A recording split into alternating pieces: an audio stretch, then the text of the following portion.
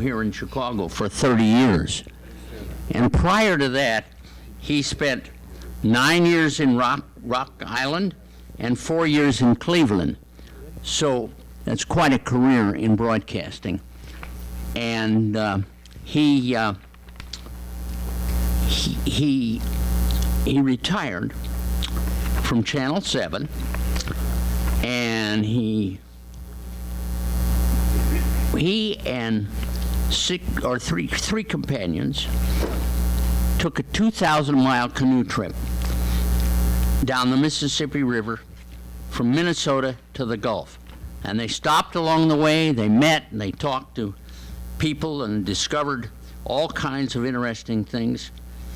And I figured that'd be a great program. He was such a good speaker when he was here before, and we had to have him back. So with that, Paul, welcome.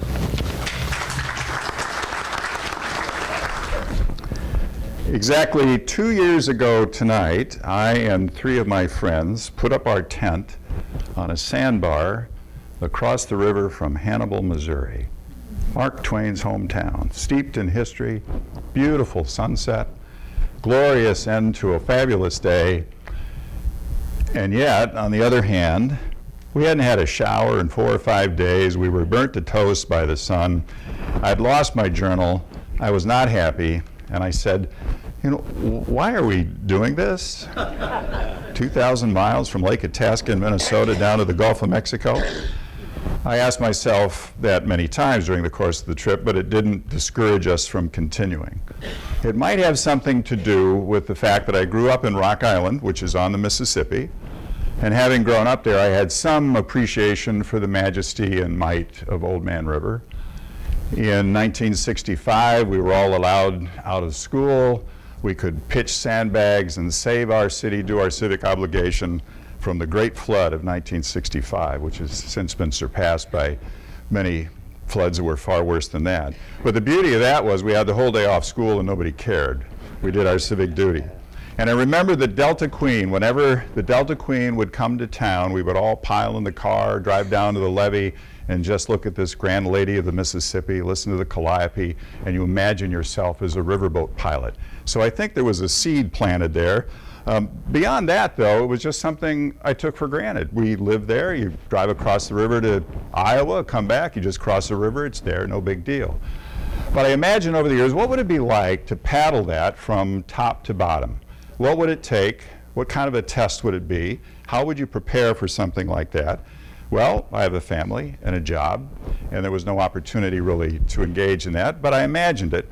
And when retirement came around in 2015, I had more time to play. So with my neighbor, Tim Clark, who lives across the street, an avid canoeist, wonderful outdoor guy, we started exploring and we thought, you know what, this might actually be possible.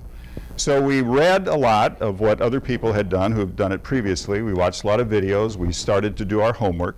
We were joined by 2 friends, Bill Barr, who was an orchestra teacher, leader in 2 Northwest suburban high schools, former scoutmaster, good canoe man, and Tom Lobaz. Tom is a retired construction foreman for Commonwealth Edison. He's the kind of guy that if something breaks, Tom can fix it. And he's also a good canoe guy. Well, Tom is also a Vietnam veteran. He saw some awful things in Vietnam. He came home, as many of those vets did, and weren't able to receive the welcome home that they deserved.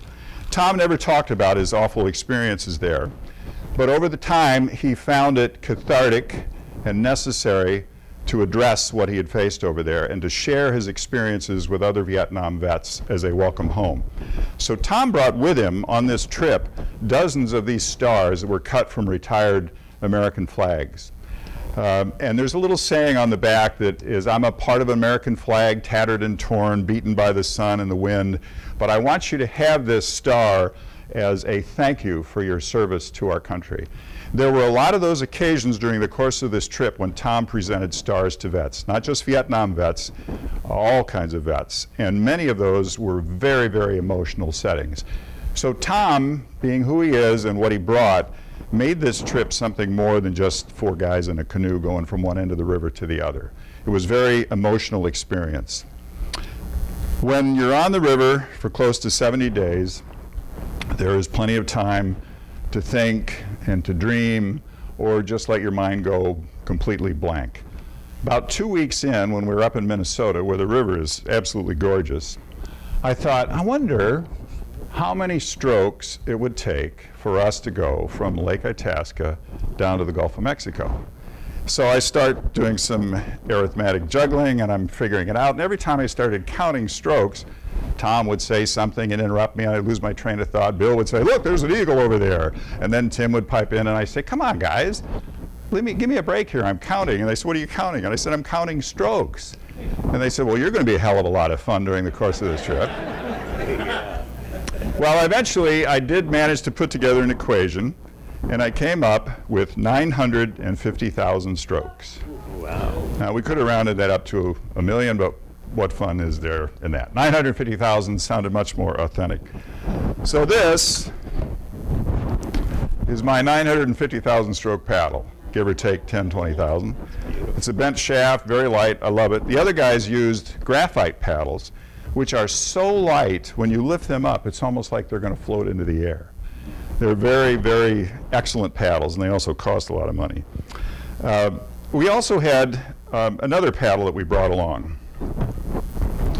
There were 4 of these made by a woodworking friend of Tom, and they're beautiful, but they also weigh a ton. And so we decided that this is a little too much.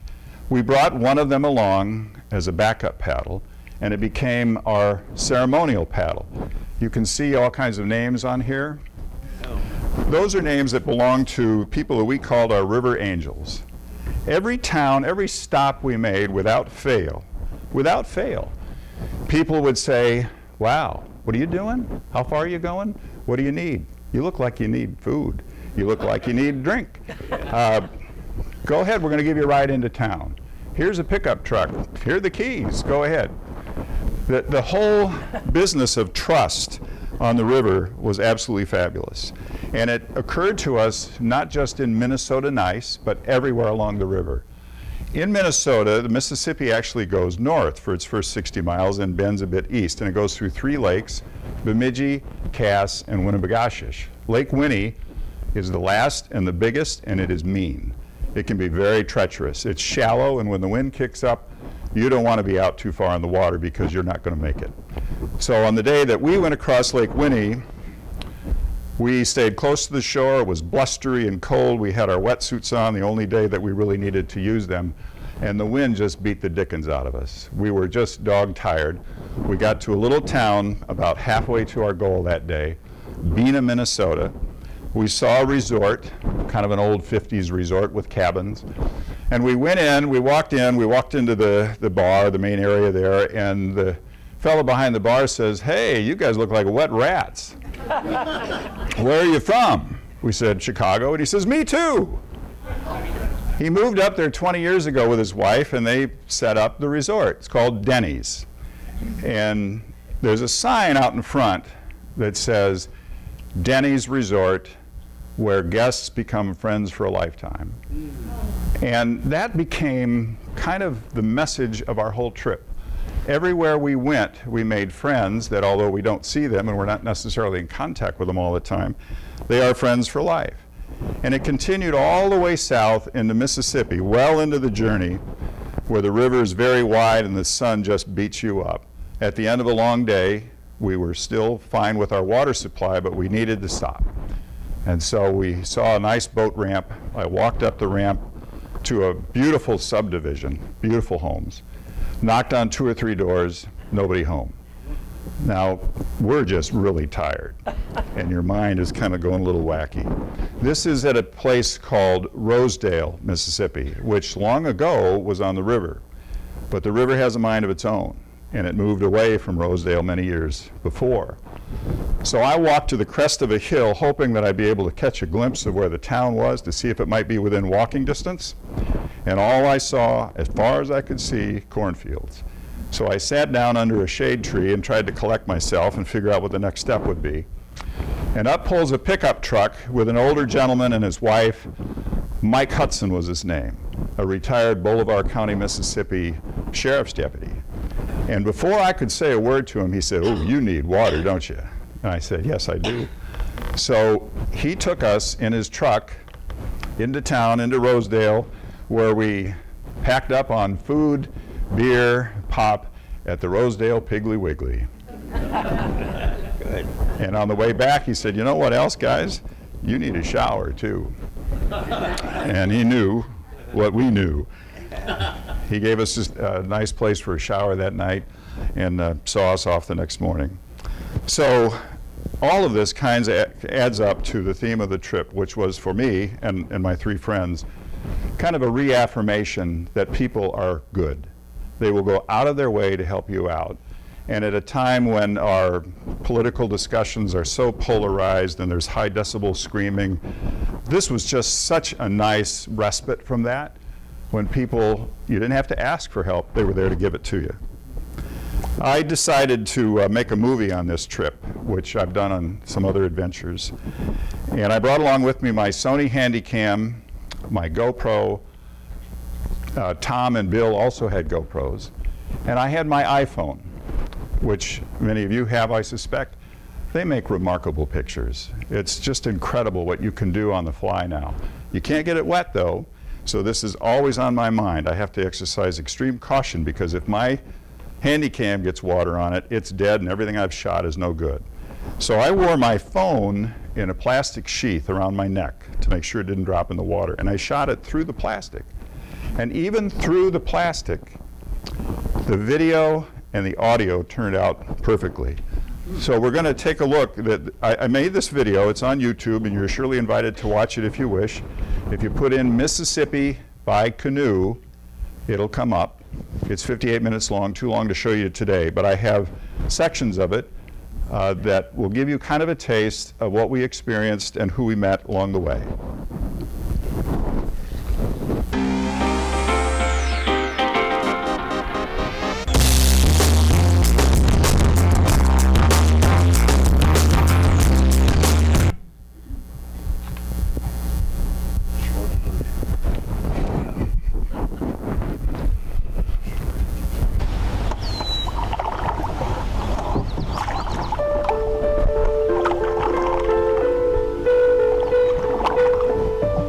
It is but an infant here.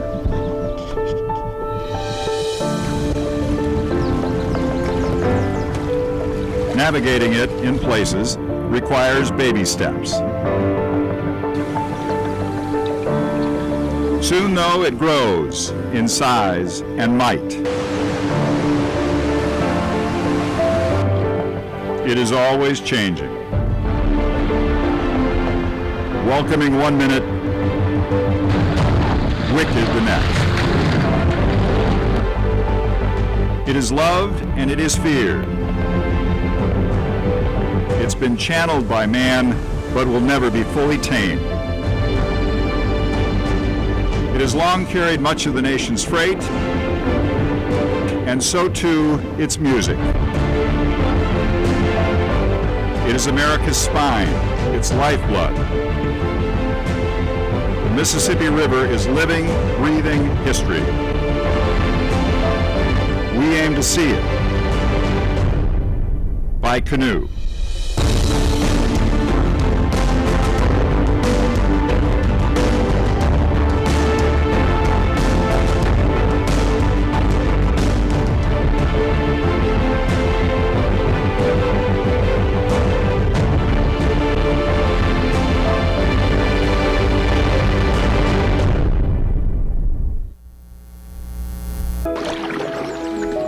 We are gifted with the best of human nature and the best of Mother Nature.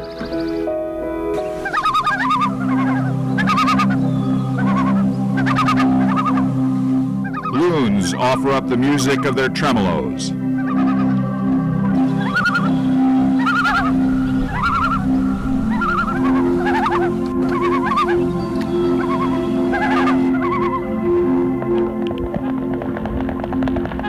Trumpeters perform a flyby.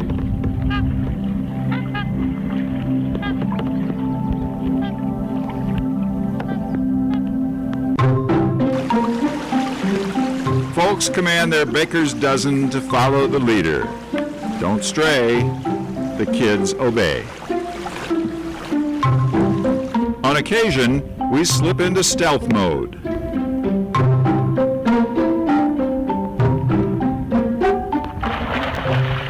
Apologies for intruding on the beaver's breakfast.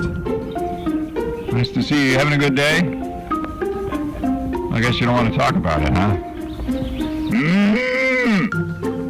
Creatures on the banks are no doubt curious about our passing, as is a river otter pup who decides to check out the two yellow canoes. See you later.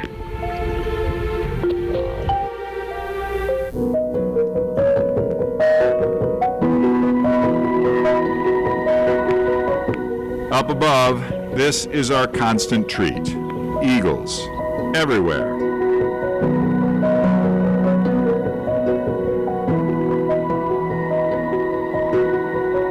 They don't like to pose for an approaching canoe, but occasionally exceptions are made. Oh, we want to see your bottom. Come on, turn around. There you go.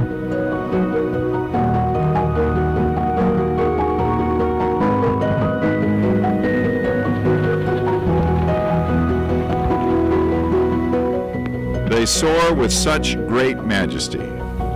They're so graceful. They look so stately when they're just sitting in the tree. And then when they take off, it's like they have all the power. It seems like they control the world.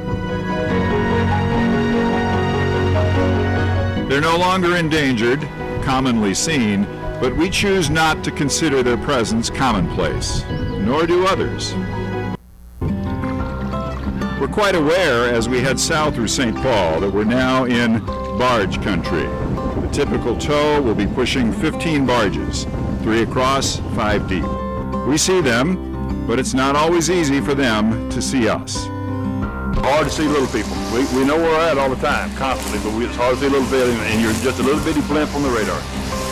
Just you glance away 1 second, you might miss you. We keep our distance. They do kick up a wake, but nothing like the rollers we'll experience from barge traffic south of St. Louis. From Minneapolis to Alton, Illinois, there are 29 locks and dams on the Mississippi, most of them built in the 1930s as part of the Army Corps of Engineers' mandate to maintain a 9-foot deep channel for commercial navigation. The barges must use them, so too do we. We'd like to lock through. Tom has a marine radio that he uses to contact the lockmaster. When the light goes green, it is time to enter. It's a tad intimidating to be in a canoe pulling into a lock chamber. It's like a big bathtub. The drain's going to be opened and we're going to be lowered as the concrete walls will grow higher above us. What's the drop here? Right now, our normal drop is 12 foot. We're going to be dropping about 8 foot today. Okay. Hold on for dear life. Ropes are dropped, we hold, down we go. It doesn't take long. The water is gravity fed through giant tubes to the downriver side. The lock gates slowly open. A horn tells us we're good to go. If there's no other traffic, we often lock through in no time. But there are occasions when we must wait in line, if we don't portage around, for commercial traffic has priority. But we're retired, and waiting gives us a chance to marvel at precision. The lock chambers are 110 feet wide. 3 barges abreast measure 105 feet. That's fitting a hand and glove with significant consequence if there's pilot error. The captain relies on his deckhands who tell him by radio where to line it up. They start talking to me about 800 foot above, they tell me, they're my eyes and ears. They tell me exactly where I'm at, how wide I am off the wall, when I got a line across, then I can start hearing stuff myself. I can hear that line working when I'm working. There are so many moments on this river when we feel small. We feel very small here.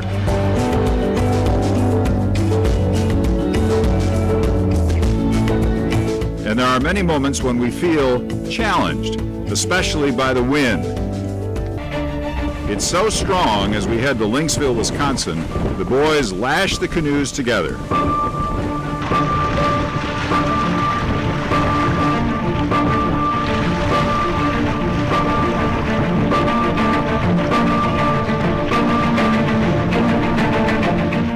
It's a wise decision. Without our outrigger design, it's a fair bet we would have swamped. Love those Boy Scout lashings.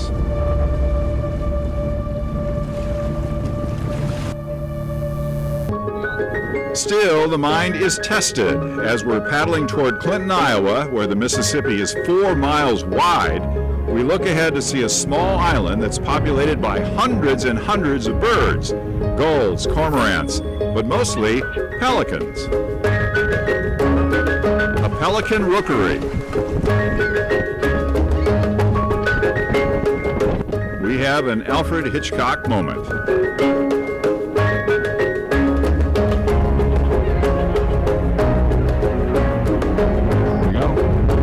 They are everywhere. The locals tell us the pelican population on the Mississippi has exploded in the last decade or so. One theory is that their arrival has followed the northern migration of a ready food source, Asian carp.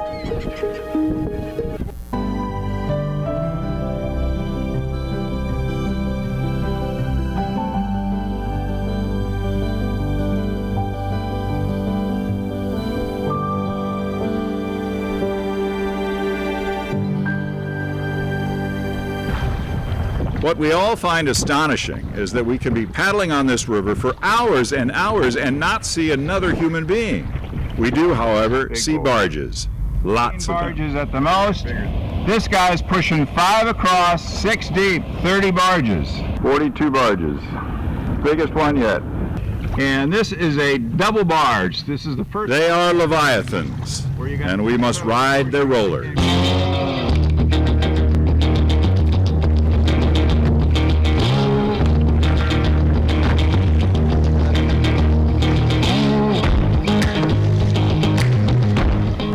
Big boys, low in the water, pushing upriver.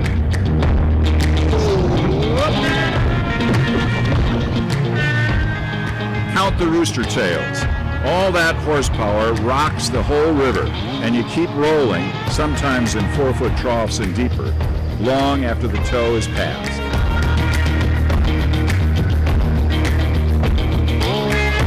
Somebody suggested that we have a supply of Dramamine on hand. You just square it up and ride it out.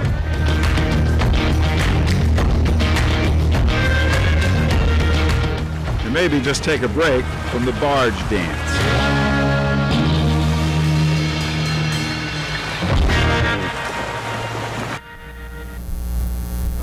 And his mention of sunsets, we were told before we launched that everywhere on the river we would enjoy the spectacular. So true.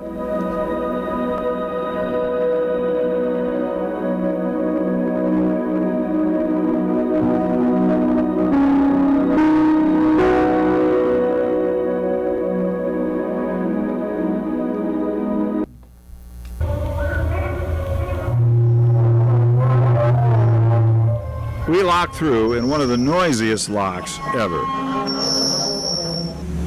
We know that there's swamp wilderness on the other side, and creatures.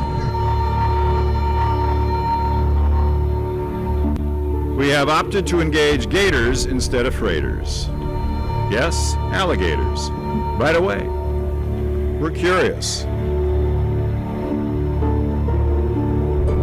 Mr. Clark in the stern moves slowly to get ever closer. Of course, he's 20 feet behind the guy with the camera. This is a bit different than interrupting a beaver's Northwoods breakfast. All good, he's seen enough. I'm reassured by Lane Logue's observation. We're traveling through the heart of Cajun country, where we are met with hospitality and humor. About 140 miles on the Atchafalaya, past Simisport and Krotz Springs, on the way to Morgan City, Louisiana, and the Gulf beyond.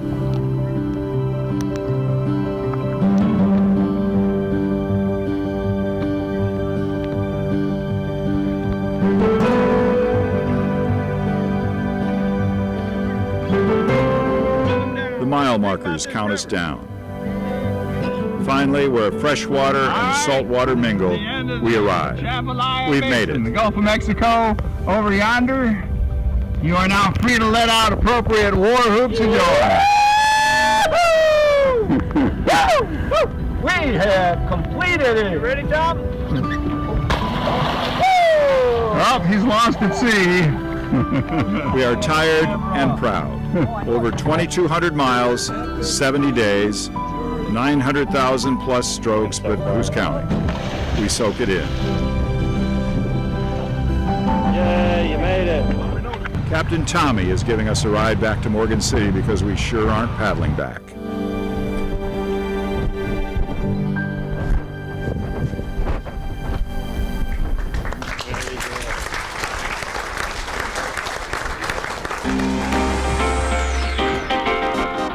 When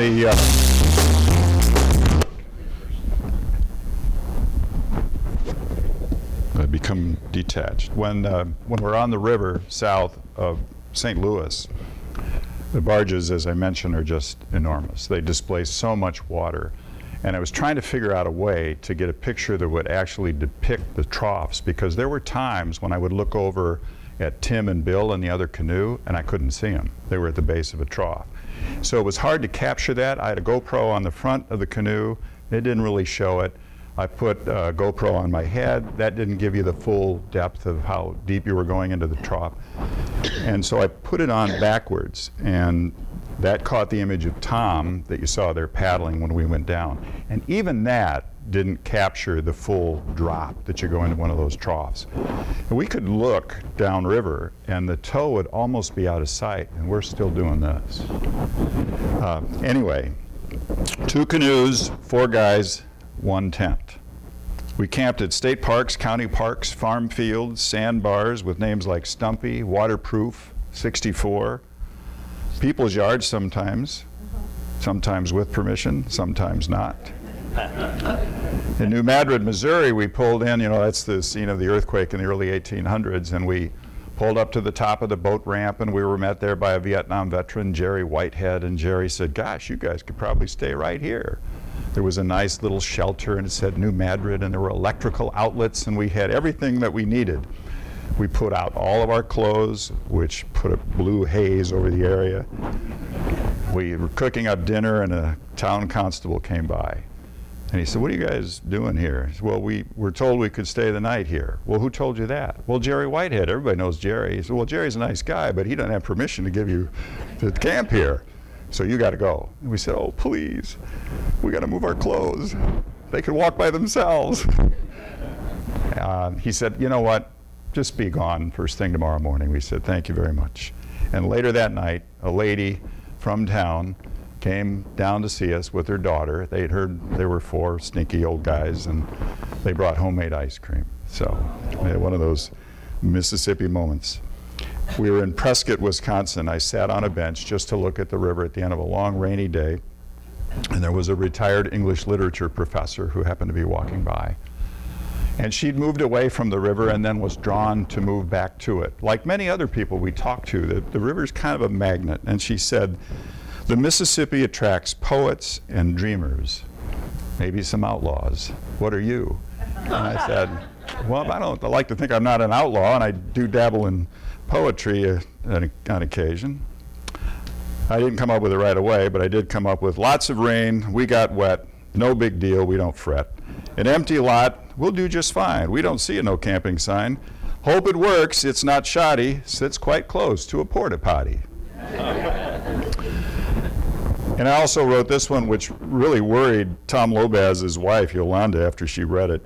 "In a 4-man tent, when nose to nose, you get confused about your clothes. For every day there is a chance another wears your underpants.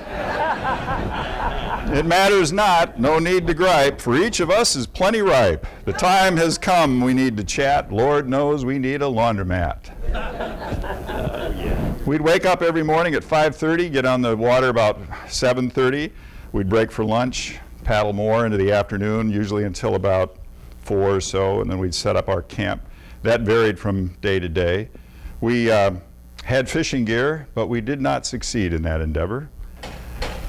The thing that was our Bible, I brought it along.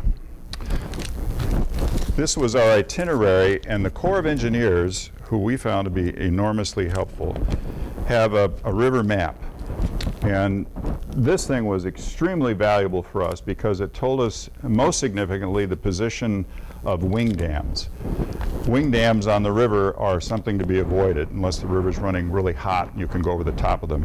If they're low, your nice, very expensive 18.5-foot Kevlar boat can have its bottom ripped out from underneath you, and so you want to avoid that.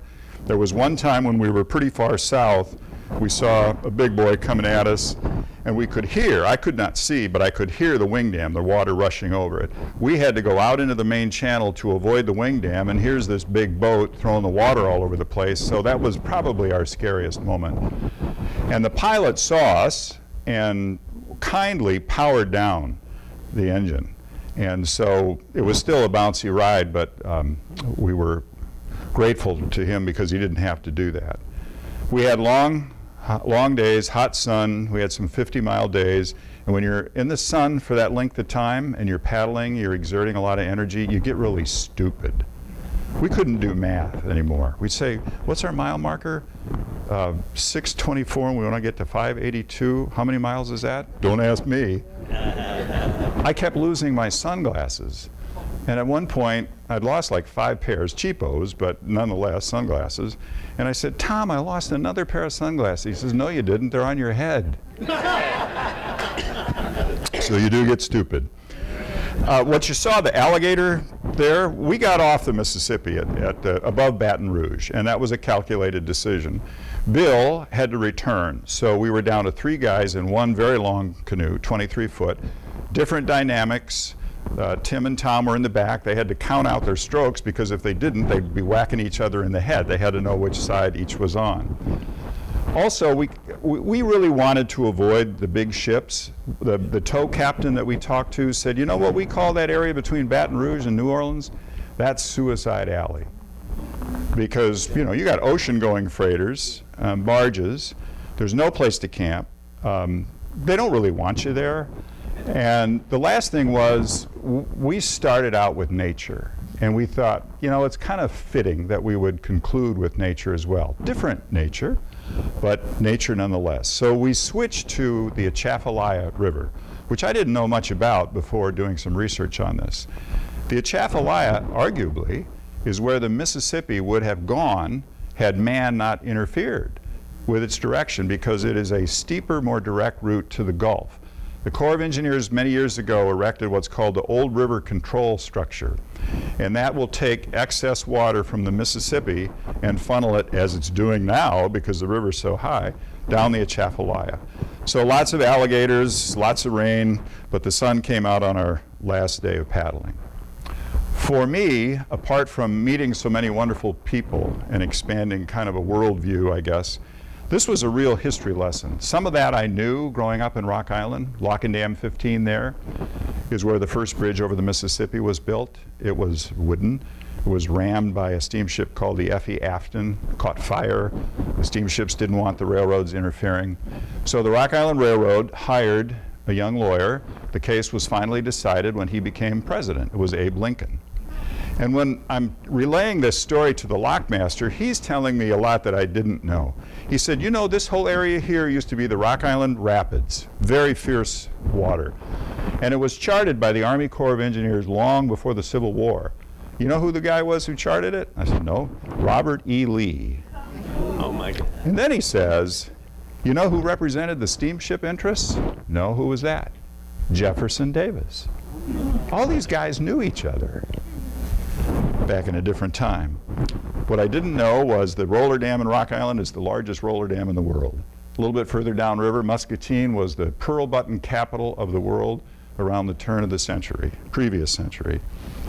Fort Madison has the longest double-deck swing span in the world, and we timed our passage to go underneath the Burlington Northern Santa Fe freight. It was 10 feet over our head. It was spectacular. Keokuk, the power dam there at Lock and Dam 19, was the largest electricity generator in the world when it opened, and it's still running. And a little bit further south, actually much further south, 7 miles north of Memphis, and I didn't know this when we passed, that was the scene of the greatest maritime disaster in terms of loss of life in U.S. history. There was a steamship called the Sultana. It was the immediate end of the Civil War. prisoners of war were heading home. The United States government was paying $5 a head on a boat that should have accommodated no more than 400 or 500. Well, there was money to be made. And so the ship was packed with over 2,100 men. There was a picture taken of it at Helena, Arkansas, the night before it capsized. The boiler was in bad shape, it blew, and those who didn't get burned to death drowned on their way to shore. So there's not a real accurate count, but it's something like 1,700 lives lost. And it didn't get a lot of attention because Abe Lincoln had been assassinated 12 days before.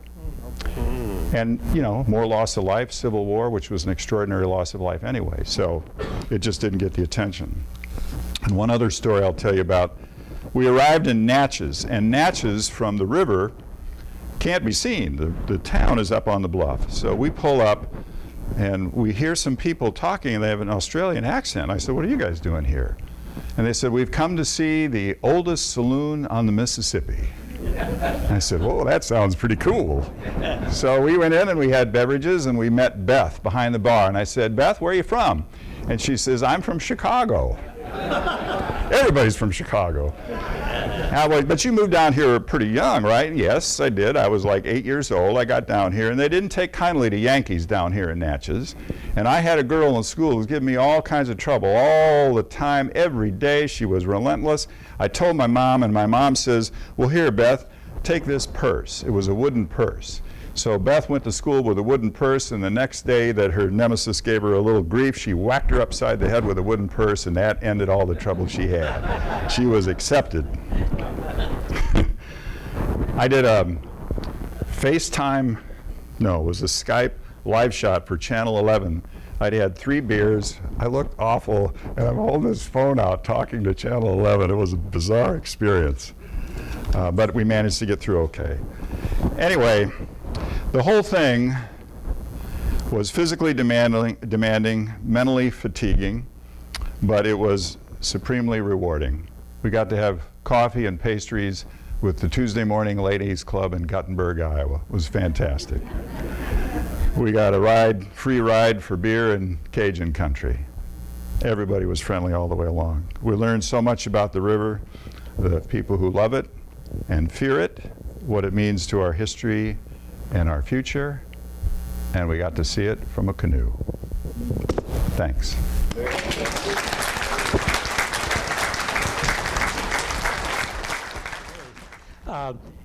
Did you alert communities along the Mississippi that you were coming in any way, or you just played it by ear? We did not do that. Other groups have. We didn't do that. We just kind of showed up. Okay, great. Next question over here. How long did it take you to get acclimated, because you're starting on a physical adventure with your paddling? You obviously couldn't paddle 50 miles the first day. What did you do to get ready? Well, we did a lot of physical fitness, I did a lot of weight work. I've been in reasonably good shape. I do a lot of long distance bicycle stuff, so I was in pretty good shape. I think it was more mentally challenging than it was physically challenging, although I would tell you quite honestly, in the interest of my right butt cheek went to sleep about 7 days in, and I had to whack it a few times to wake it up and bring it back. So I'm riding with my leg on the gunnel for probably 2 or 3 days. So parts of your body kind of go to sleep, and your mind certainly does if you don't get appropriate rest. Paul, you went through blue states, red states, purple states. You certainly gave us a picture of Americans that we don't see every day in the news, and more particularly those of us on social media, seeing the infighting, the negativism, the divide. You're from the media. What are your thoughts about the difference that you saw in America and the difference that we unfortunately have to see because it's being unfolded in the news? How do we get to see that part of America that you saw? Well, that's kind of why I wanted to show it in the video. There were pronounced, we didn't engage in any political discussions. I'm sure we could have. And the you know, in Cajun country, there is one persuasion. Up north of Minnesota, there's an entirely different set of thoughts. I didn't think it would be profitable to engage, so I didn't. And what I found to be rewarding was the fact that the common ground that you had was the experience and the willingness, availability of people to share with you on a human level. So, you know, I started doing Facebook posting right off the top, and I was blown away by the response. And everyone kind of responded to that whole notion that, you know, it's just so nice to know there are good people out there who want to help. And you don't have to ask them to do that. They're just there. So that, you know, so the short answer is I avoided political discussion, but I can tell you the two guys that picked us up and took us to get beer in this little town in Simisport, their political persuasion would probably be significantly different than most of us in this room. Great show. Thank you. What is the name of the town or the place where you kicked off at? That was you Lake- started in Minnesota. Yes. And the reason why I ask is my son lives in Winona, which is a river town. Right. And he's almost on the river. And I didn't want to know if you went right by him there. Oh, we did. What's the town that you kicked off in? Well, we started at Lake Itasca. It's a state park, and that's the source of the Mississippi. And it begins as kind of the stream. That first shot in the video, where we're paddling, that the river is no wider than this. This was day one, and we only went like 13 miles that day because it's like this, and you can't get very far. So we're going along, we look up, and here's a tree blocking our path. And I'm thinking, oh, well, that's going to be interesting. How are we going to get around this? Because the banks were pretty steep. So I got out. I could see the bottom, and I stepped in the water, and here's the tree. And I have my GoPro on my head. And the GoPro doesn't have a water protective back on it. It's my previous GoPro. And I thought, well, I'll go on the other side of the log, and we'll lift the canoe up. I stepped down, and I went into 7 feet of water. That was the only casualty we had on the whole trip. But we started in Itasca, and Winona was one of our overnight stops. Yeah, I know the river going by Winona is huge. It is. It's real high now, and you can just watch it go by. I think it's going about 20 or 30 miles an hour. Thank you very Sometimes much. it seems like that, yeah.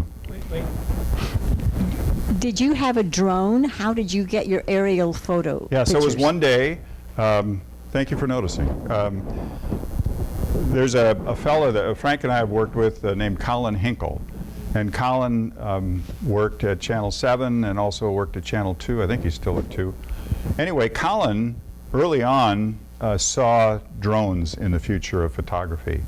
And he became, I think, the first commercially authorized drone photographer in Chicago, if not the first, certainly one of the first.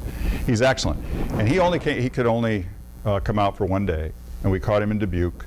And the river there is just enormously wide, as you saw. And so he shot our drone stuff. He's great. Over here.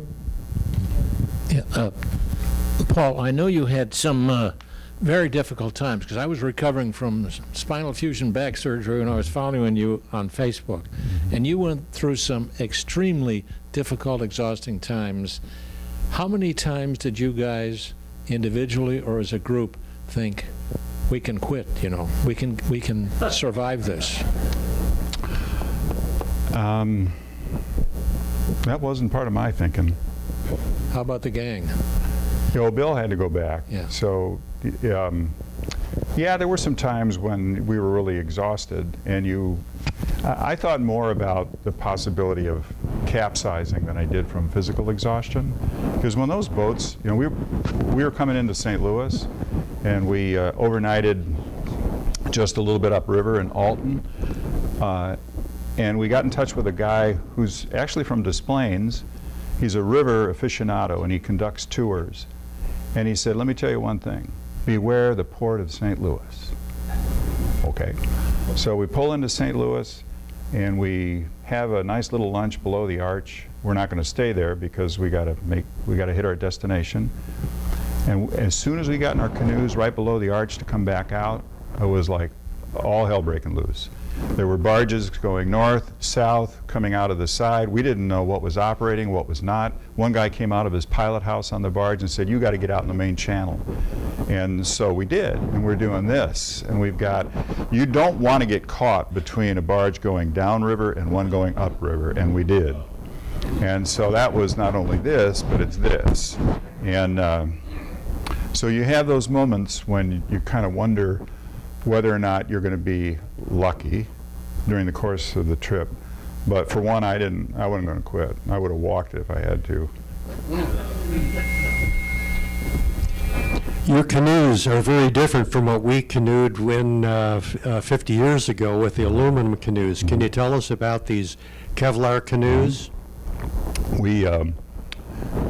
I had a canoe at home. It was a canoe that you speak of, 17-foot Grumman, which weighs about 75 pounds. It's very awkward to lift, although people who know the technique don't have any problem. I'm not very good at that. You throw your back out pretty easily. So the guys were at a thing called Canoe Copia before we went on the trip, and they met Mike Chichevsky with Winona Canoes, and he said, "You guys aren't going to want to do this in aluminum canoes." So Tom and Bill both bought 18-foot Kevlar canoes. They weigh 42 pounds. They're like lifting up a nice piece of cake, you know, real light. And they cut through the water beautifully. They just slice it. You know, when we had to go into those wakes, you hit them on a 90, they cut through. Oh boy, they're great boats. Since I didn't buy it, I don't know what the cost is, but they're not cheap. They're $1,400-1,500 maybe, I'm guessing. Just one quick question. Is there a forthcoming book about this journey? No, I lost my journal, but I had the video, so that was my book. I am going to do another thing if my body allows me to do it. My wife has graciously allowed me to do this. I'm going to ride my bike from Chicago to Santa Monica on Old Route 66 next summer, so you know, keep your fingers crossed. I tried a little bit of that out in Arizona. We winter in Arizona now, and I rode from Scottsdale, or I attempted to, up to the Grand Canyon, and boy, there were some hills. I had a 60-mile day with about 6,000 feet of climbing, and I did think about quitting on that. How polluted is the river? I wouldn't drink out of it up north, but if you didn't have a water filter, and we did, I wouldn't have hesitated to drink out of it up north. It's really great. It's increasingly cleaner. It's not nearly as bad as I thought it was going to be. There are pockets where I'm sure it's awful. You could see when the Missouri enters the Mississippi, a lot of silt. You know, that no way you can use a water filter there. And further south, you know, there's debris and stuff, but when we were in Winona, Mike at Winona Canoes was saying about the bird population, how it's exploded, it's coming back, and the river is really very clean. I mean, in shallow parts, we could see down the bottom. Not a lot of junk, but you know, there's still polluters out there. You know, with all the rain we had last few weeks, they show the Gulf of Mexico all the topsoil that's going down the river. Did you notice that? Well, like I said, when the Missouri joined, there's a lot of silt, and you know, the beauty of the river is it's forever changing, and I don't remember the statistics, but the amount of land, dirt, that's moved is just astronomical. And so over the years, the delta has kind of spread, and it's like, you know, you got the main chute where the freighters use. We didn't go there in the canoe, we were on the Atchafalaya, but it branches out into, it's like a crow's feet. But yeah, there's a tremendous amount of dirt, and now it sent some pictures from Davenport when the flooding was really high, and the picture on Facebook was, "Welcome to Davenport, Iowa, conveniently located on the Mississippi," and it was all underwater. Does the Coast Guard patrol the Mississippi, and if so, did you run into any Coast Guard cutters? Yeah, not cutters, but yeah, they're responsible for navigation. The Corps of Engineers sets up, and we ran into Coast Guard cutters planting the buoys. The buoys are red and green. Southbound is green, northbound red, and so you try to stay between those two. But when the ships come along, you got to move out of the way. But a lot of times, we'd go to we'd camp on sandbars, and there'd be buoys that broke from their mooring, and they'd be just kind of laying there. And so it's the Coast Guard's job to round them up, keep them planted, make sure navigation is cool. And all navigation now is up for grabs because of the flooding. Yes.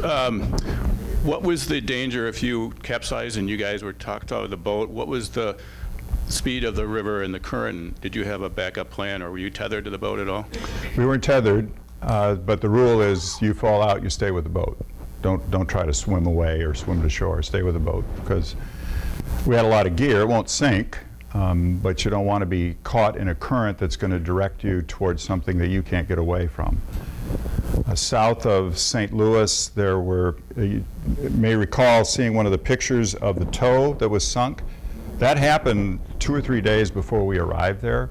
It was a young captain who apparently didn't know the position of a wing dam, and he hit it.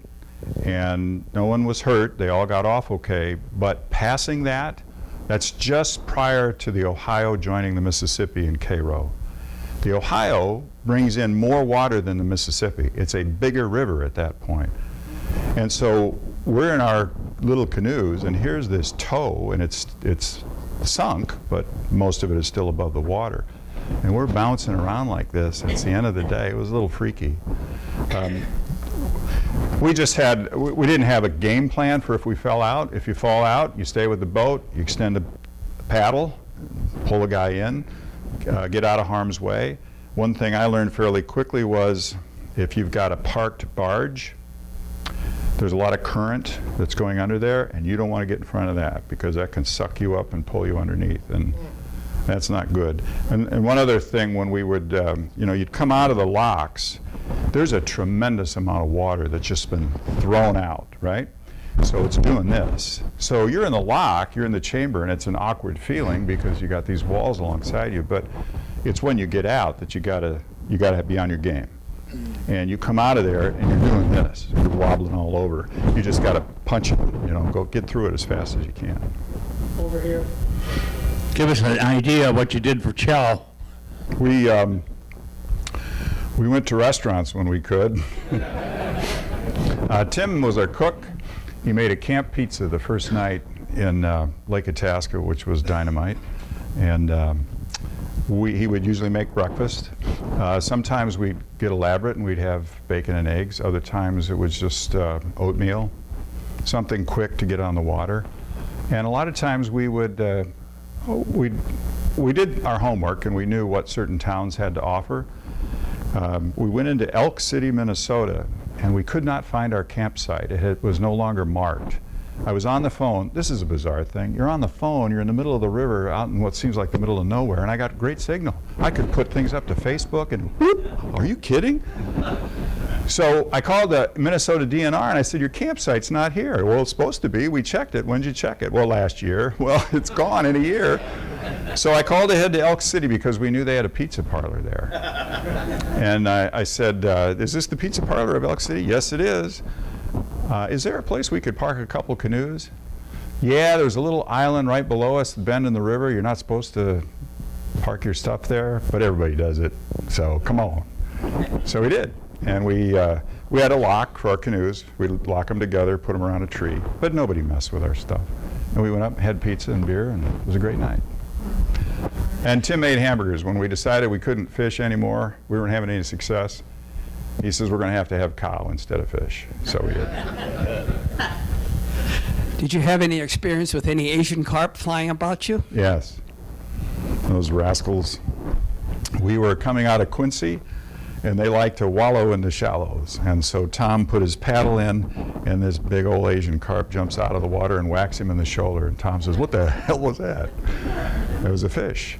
I was saying earlier that I still do some part-time work at 7, and on the 10th, we're going to do a story on what they call the carp cowboys. These are commercial fishermen who work the Illinois River, and they go out and net as many of the Asian carp as they can to kind of minimize the threat of the carp getting into the lakes.